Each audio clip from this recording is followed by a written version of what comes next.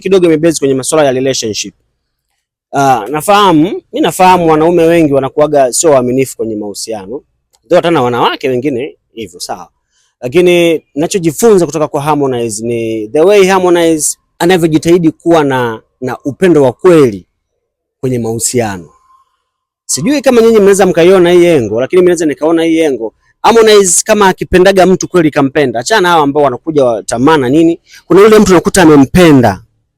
Harmonize akiwa amempenda mtu unamwona sasa kwamba anawasilisha hisia zake zote za upendo kwake. Hata ukijaribu kusikiza nyimbo za Harmonize za machungu, unaweza kuona Harmonize ameimba kitu ambacho kwa namna moja ama nyingine unaona kabisa kwamba huyu mtu kweli alikuwa amempenda huyo mtu.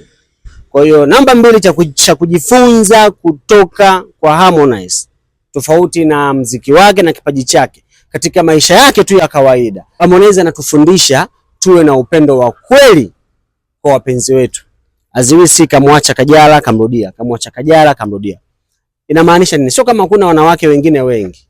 Inamaanisha Harmonize yeye kama msanii, yeye kama artist mkubwa anajitahidi sana kuweza kumaintain ule upendo ambao anao kwa mtu fulani. Yaani akimpenda mtu kama kweli kampenda, Harmonize anakuwa na upendo wa asilimia nyingi sana. Tofauti na masuperstar wengine. Unajua kuwa superstar ni shughuli pia. Katika swala ya mahusiano ni shughuli, kwa sababu unakuta Harmonize anaangaliwa na wanawake wengi sana.